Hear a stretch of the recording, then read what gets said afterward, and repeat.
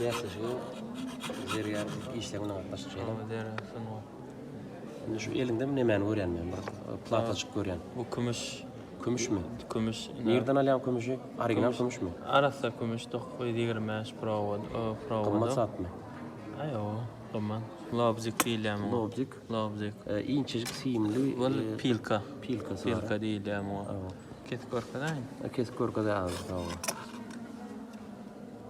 Başta takma içinden geçirmeli. Evet, içinden geçiriyor. Onu berkitmeli.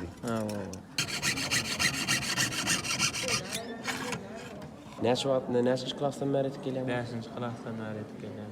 Toğlama üçün, daha üçün ulanırlar. Bunlar ne ploski? Zaten gönleme üçün ulanırlar. Şeyle ölçeyen, işte santice görünüyor. Kestin şoňa näme diýler? Durum diýlem, näme diýler şoňa? Çıtım. Şu çıtım artykmaç bolsa bildirýärmi? Kesti de bildiriyor.